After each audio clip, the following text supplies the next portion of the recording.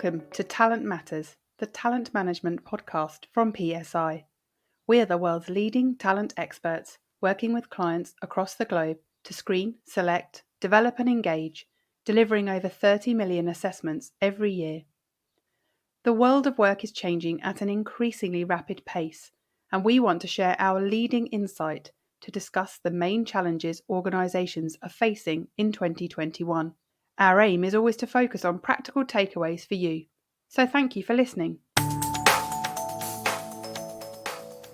Hello, my name is Kate Sobczak and I'm one of the occupational psychologists here in the assessment consulting team at PSI.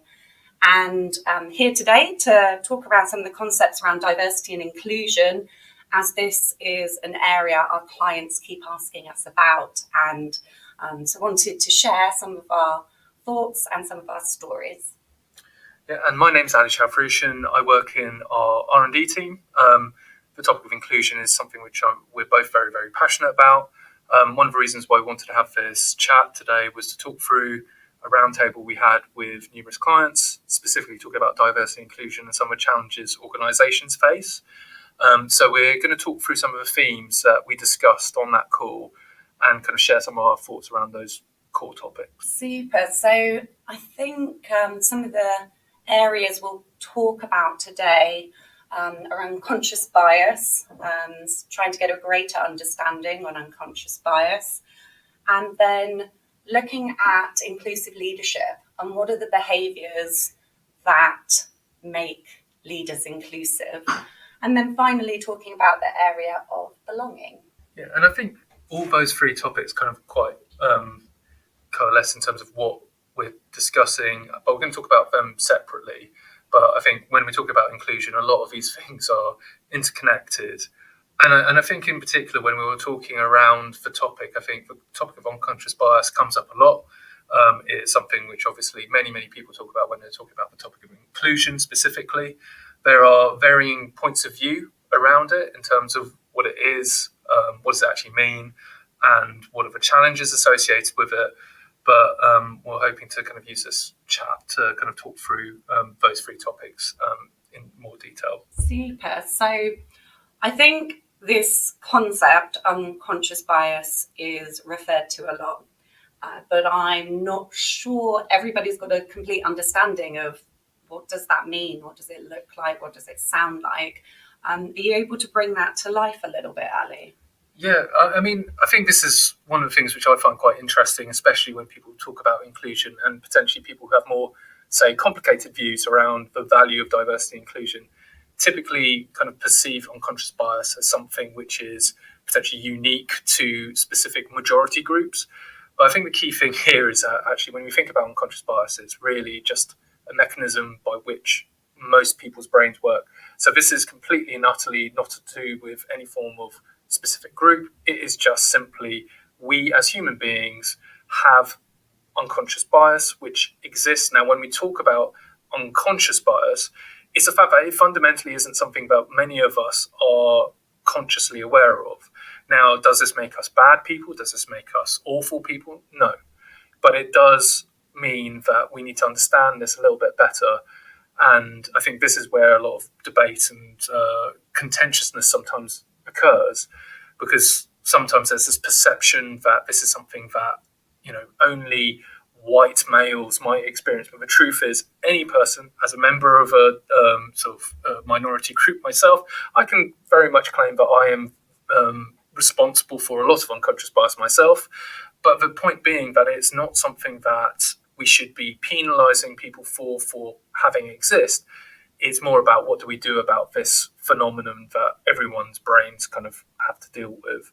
Just from your point of view, Kate, you've had loads of discussions with clients around unconscious bias. What do you think the typical point of view around this topic is, and what are the sort of issues people kind of bring to some of the conversations you have?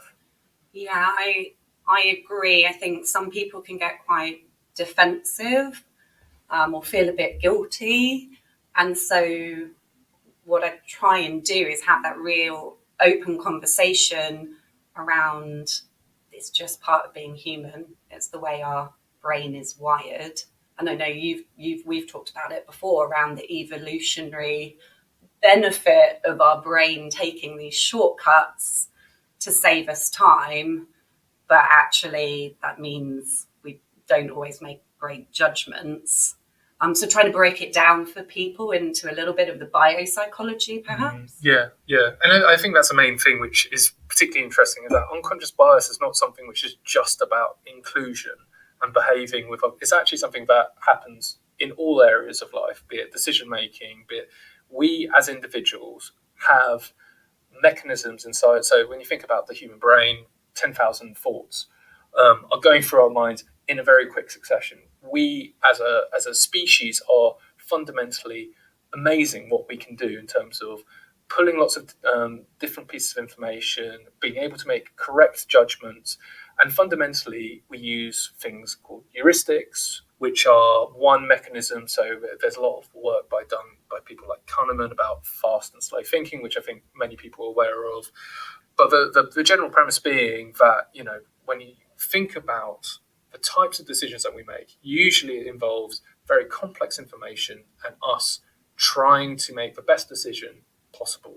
Now, in order to do that in the speed that we need to do it, typically involves us having to categorize information, use shortcuts, use a range of tools which our brain is very, very effective at doing.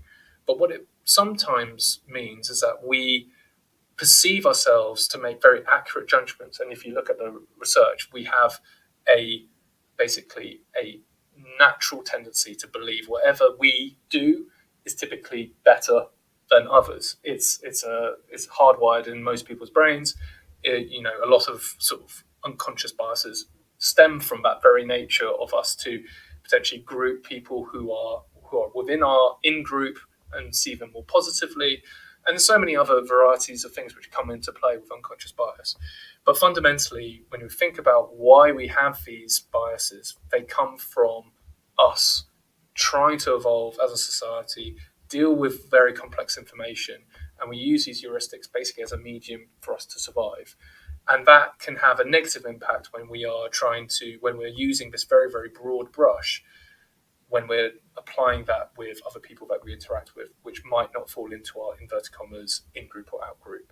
Or if we don't have familiarity with that group, we're far more likely to kind of position ourselves as potentially more positive than the out-group. And all the stuff by social psychology, physiological studies, all kind of show that all of us are able to make that mistake a lot. Doesn't mean that we're always wrong, but it means that there are mistakes within there. And as a consequence of that, that might lead us to making decisions which might not be as inclusive as, say, we would like to believe ourselves to be. If we understand this as part of being human, how do we tackle it? So it's a really hard one, in all honesty. I think there's an acceptance.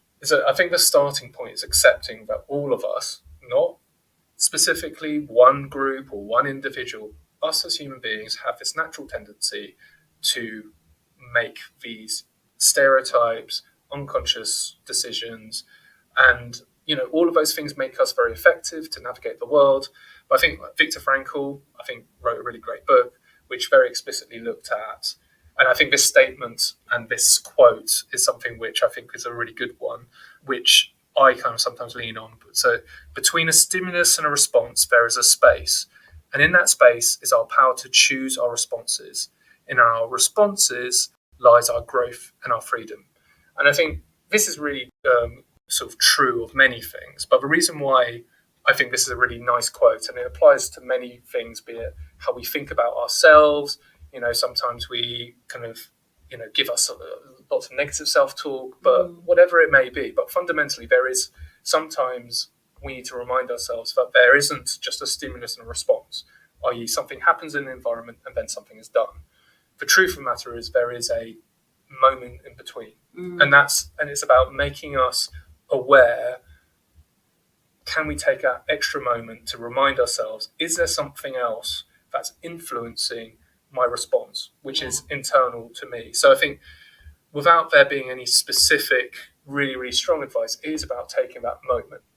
So when you're about to make that decision, take a moment to just question, if there's any assumptions being used when you're making that decision. Yeah.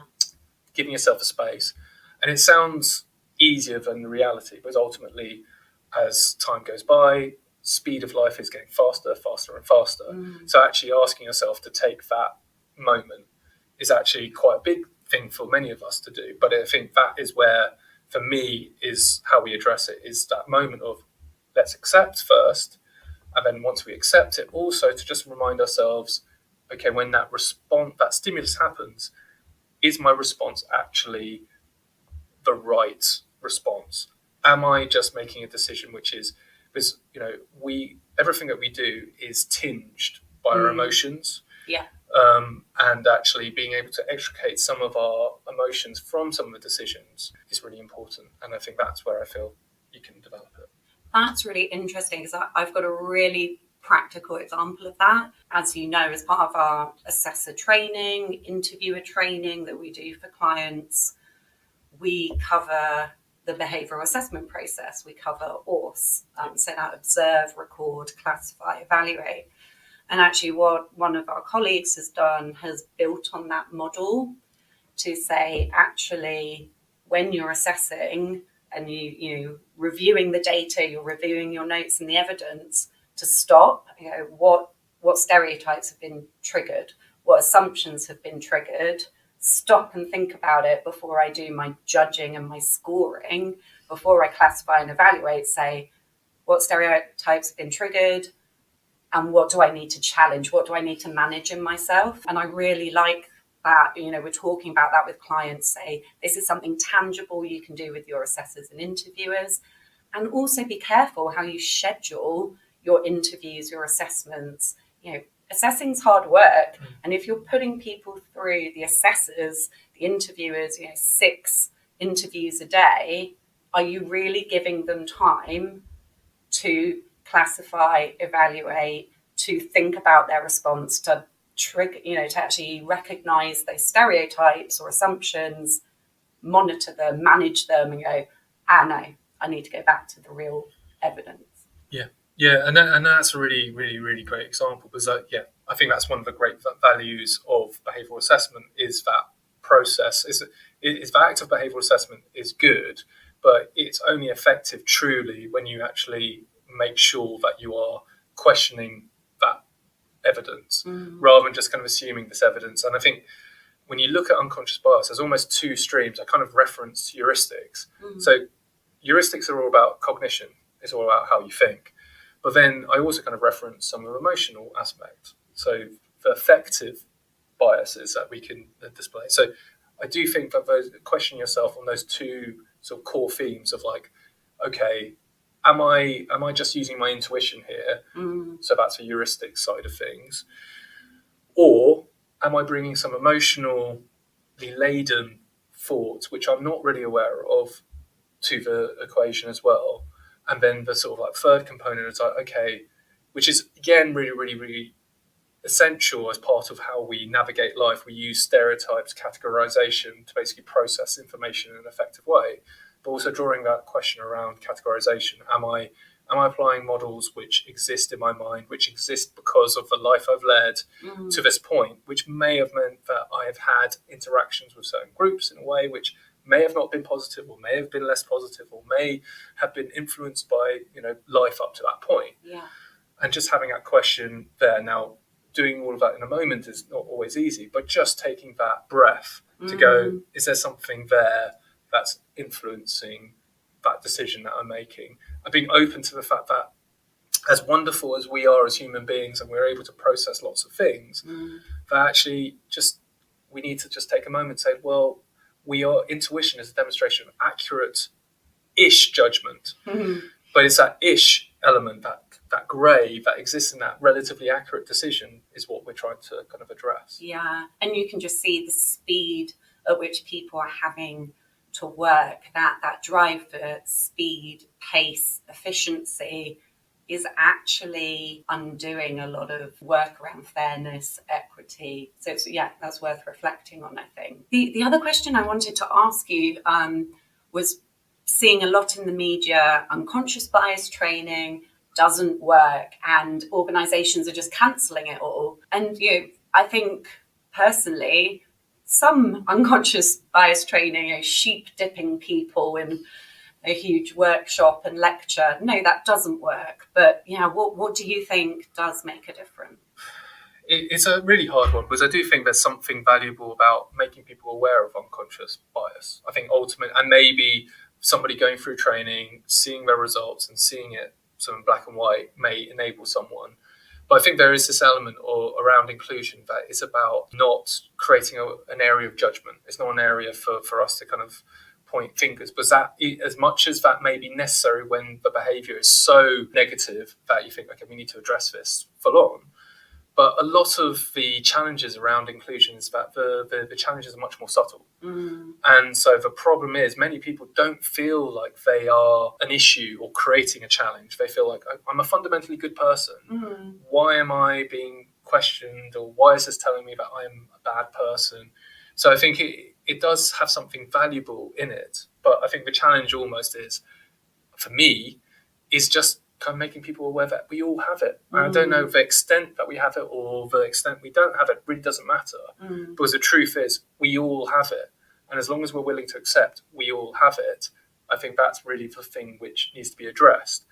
Whether training actually achieves that, because I think what it does do is basically start the question around, okay, there is a problem, but what it doesn't do, in my mind, and I'm not going to claim that there is the perfect way to doing this, but to me, unconscious bias training is one component. Making somebody aware that they have an unconscious bias is just a starting point. It is not the solution. The solution is around people's behaviour, how they change their behaviour, not letting them feel like, oh well, I'm biased and this test is telling me I'm biased. It just doesn't feel like that facilitates a positive direction of a conversation. I feel like a lot of the training, it raises the awareness, which is important, but then it misses the next step of, and what do you practically do about this? If you're not going to give people some practical steps, like the behavioural assessment process, then that just kind of leaves people going, wow, I'm now hyper aware, I feel a bit guilty, and I don't really know what to do about it. And I think we see it playing out in the world right now. People are frustrated, people are angry, and people are reacting against the whole concept of being inclusive. They're saying, oh no, this is just some HR process or something. So for me, the most important thing about this topic is just getting buy-in from the people who want to make a change but ultimately don't feel like they have the tools to do it.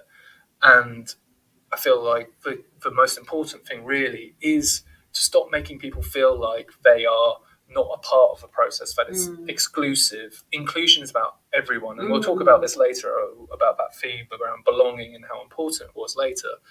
But the thing which is quite important around talking about unconscious bias is the fact that it is universal and it is something all of us need to address. And trying to create scapegoats, or as much as I acknowledge there is true racism out there, and that needs to be directly addressed. But in most organisations, in many organisations, it's people don't perceive it in that way. And in most reality of where we are and where we typically work is about trying to get people bought in to the importance and value of inclusion. So if there's anything that we can do to just get people on board rather than feeling disconnected is a really important thing.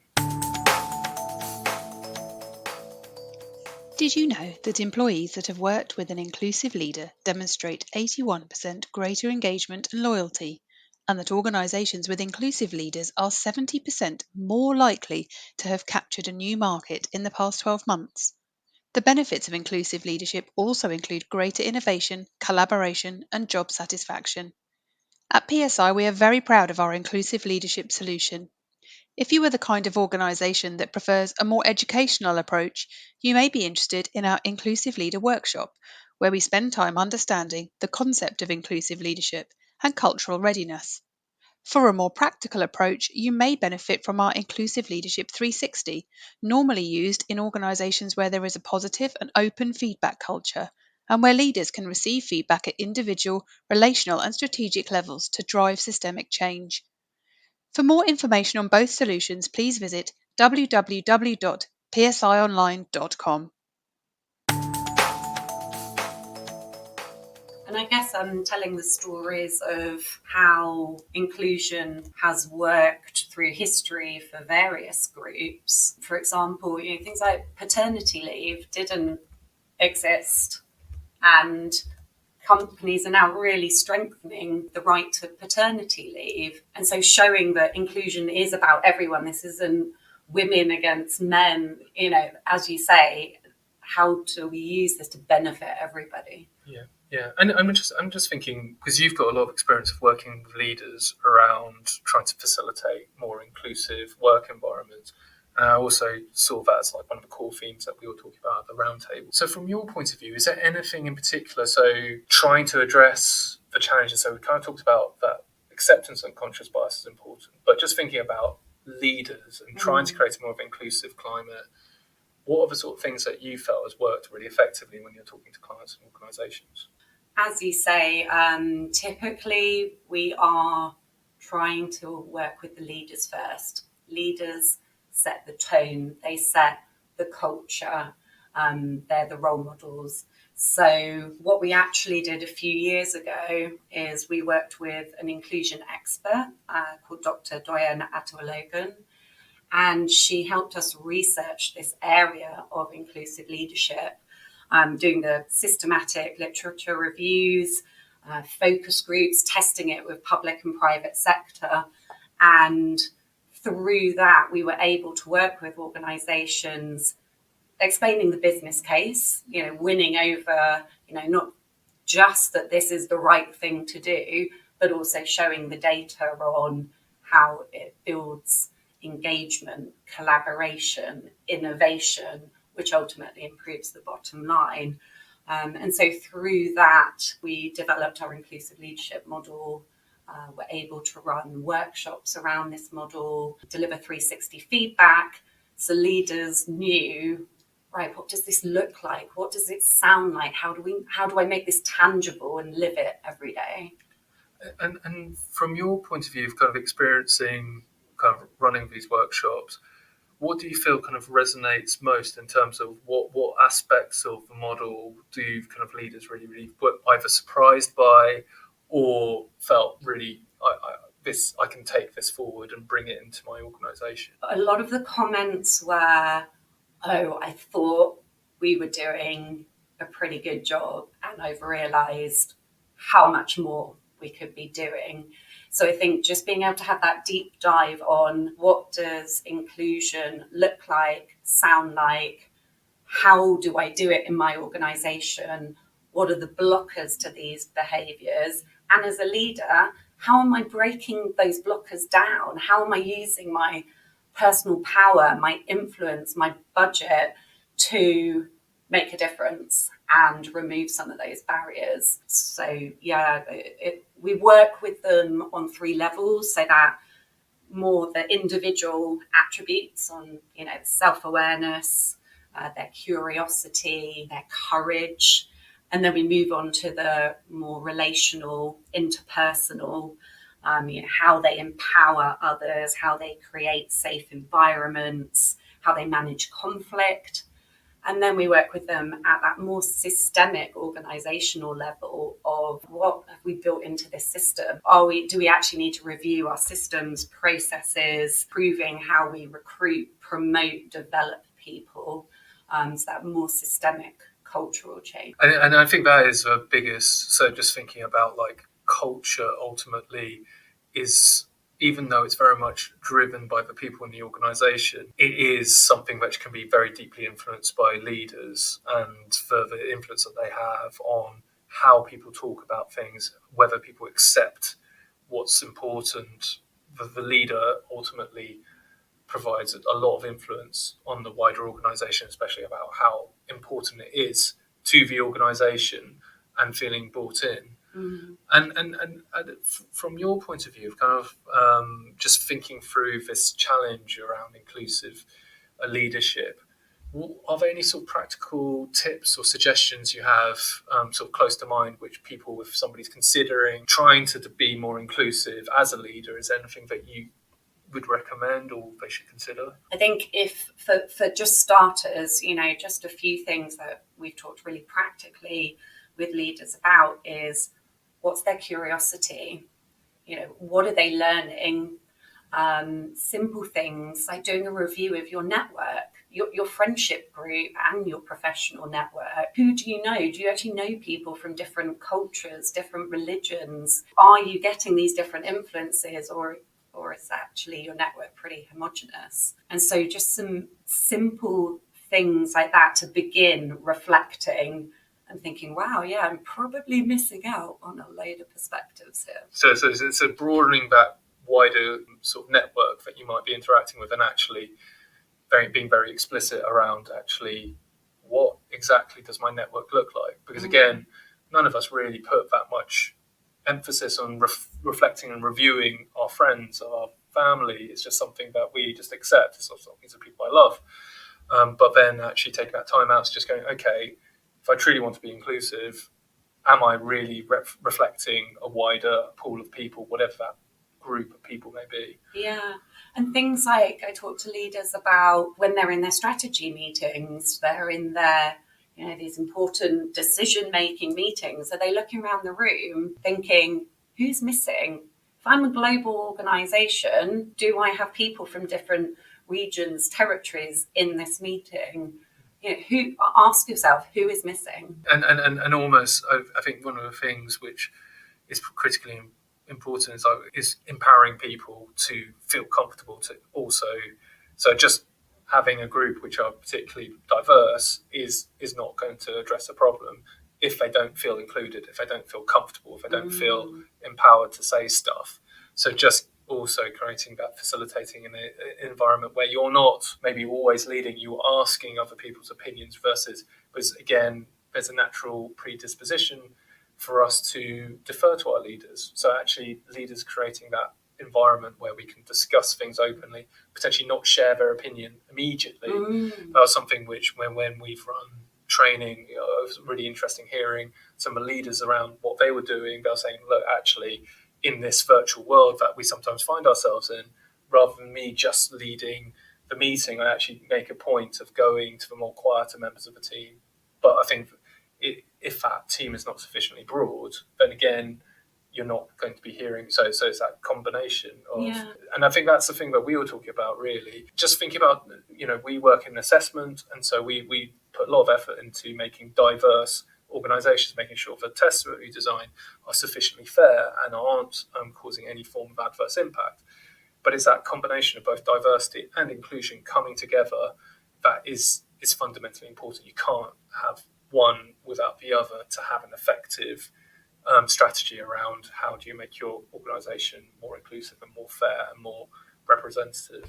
Yeah, and I think it comes back to the great quote you mentioned is it's a choice. So as a leader, it can be these small things of, yeah, okay, I'm a leader of a UK entity. Maybe I should educate myself on the Windrush scandal in the UK. Maybe I should take the time to do that. Or maybe I should mentor and champion someone, sponsor someone in the organisation who's totally different from me, someone who's likely to get overlooked. It can be these quite small personal things. Then build up your confidence, build up your knowledge, and then say, I want to do a systemic review of all our policies.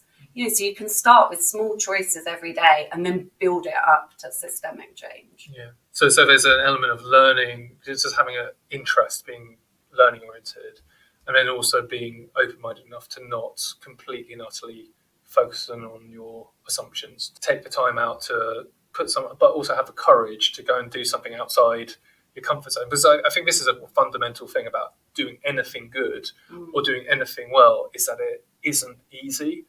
It requires effort, and it requires time, and it requires resource. And so any of the things that we've talked about just feel without that decision to put in that effort, that time, resource, nothing's going to really change. Yeah. And just being willing, and it's also slightly uncomfortable. Yes, that's a really big thing. I think some of the work within our inclusive leadership model is actually that willingness to be vulnerable and say, I don't know. So I'm going to go find out. I'm going to ask questions. I'm going to do some learning, because I think leaders get afraid that everybody expects them to have all the answers and know everything. But actually, you need to be vulnerable and have the courage to say, I might not always get this right and I might make mistakes. I'm going to keep learning because I'm going to keep persevering. And, I'm really committed to this. And it really strikes me that being an inclusive leader is fundamentally just being a good leader in some regards. Like, it's that vulnerability, that authenticity. I've seen it numerous times where you interact with really, truly great leaders. They usually are very, very, very modest. They're not trying to pretend that they know everything. Yeah. Actually, they're very good at just going, look, I'm not an expert in certain things. Let me listen to you and let me hear you out. And I think some of it was great when we were having it around table. You got that sense that people, they were really keen to do something. They were very, very senior. They were very, very effective in their roles, but they weren't coming from a position of like, I've got all the answers. They'll come from a position, I'm curious, I'm interested, I'm willing to learn, I'm willing to also be vulnerable and, not always be perfect, because if you're not always perfect, you're learning. Yeah. And I think that's, all of us can benefit from that. And you're creating a safe space. You're creating that psychological safety for other people to say, I don't know either. Shall we work this out together? Yeah. So, I think it's work in progress. This work's never going to be done. And I think that's also challenging. Organisations like setting goals and then ticking things off the list, and this is achieved and this is launched. This work will never be done because, as you said, humans evolve, language evolves, which means we're going to have to keep learning and keep adapting. And that's something you've just got to be ready to do. No one's got all the answers. We are all trying to push this forward day by day. Yeah. But I think the starting point is trying. And yes. I think that's what's pretty exciting about where we are. So, yes, things aren't perfect. Yes, we've seen things which are slightly concerning, be it what was happening with the football, be it the reaction to George Floyd, be it many things. But then at the same time, there is a genuine desire to do something about it. And being interested in the topic of inclusion for most of my career, it's lovely to be in a position where we're talking about it and people are listening and people really care and genuinely want to do something about it. So whatever we are, it feels like we're in a position where people are keen to address it. And it kind of brings us to the kind of like the final theme that we got from that discussion we had around the topic of belonging. Now, what did you think was kind of the key themes around that and you felt was really valuable around that particular discussion? Yeah, it's interesting because I am seeing that, we moved from talking about diversity to talking about inclusion over the years. And now it's more about belonging. As you said, everyone is a part of this. We want everyone to feel engaged in the organisation and part of something. I don't know, I'm in two minds. Part of me is like, yes, everybody should feel valued and recognised and valued for their unique differences. So I understand belonging conceptually feels like a good thing. But I also don't want us to sugarcoat, whitewash, whatever, dumb down something because we're afraid to have difficult conversations. So I think, yes, talk about belonging and engagement, but alongside that, you can still be having difficult conversations about race in the workplace and the systemic things in our societies that fundamentally lead to discrimination, and how in organisations we can actually change policy process to make a difference.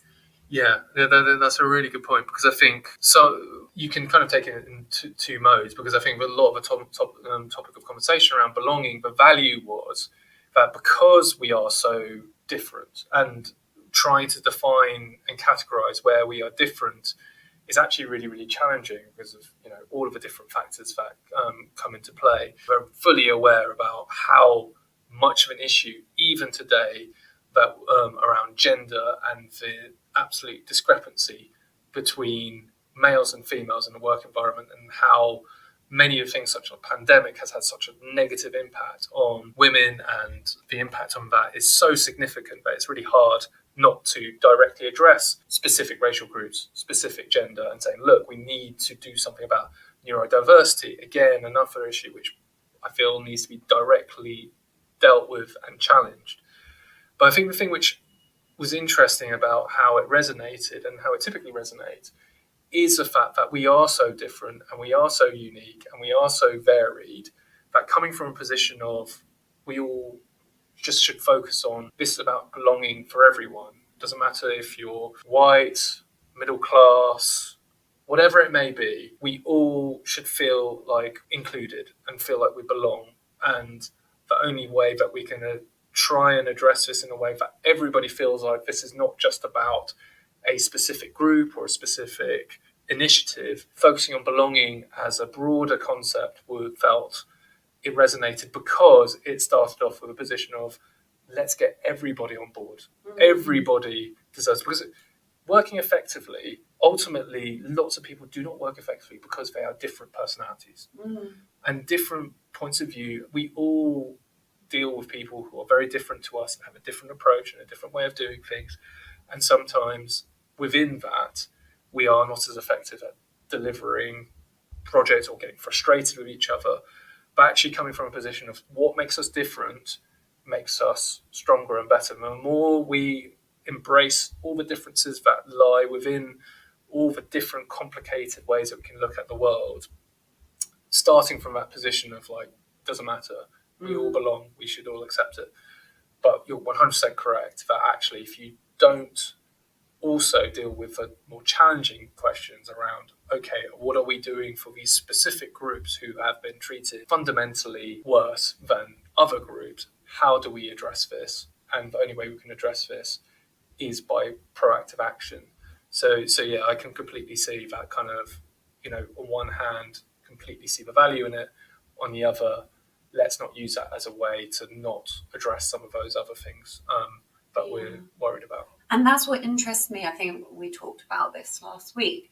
What interests me about employee networks and seeing some interesting, I can't remember which organisation in the States is doing this, but an interesting evolution of the employee networks. So yes, they still have the pride group, the ability group, and they've got those safe spaces for people to support each other and have that sense of belonging in their subgroups as they, as individuals want to identify themselves. But then what they're also doing is picking a topic, like something that's in the papers, climate change as a topic, and then inviting people to discuss, debate, because they're saying, yeah, our employee networks are great, that helps them feel safe, and also, they can celebrate, educate the organisation, but then we're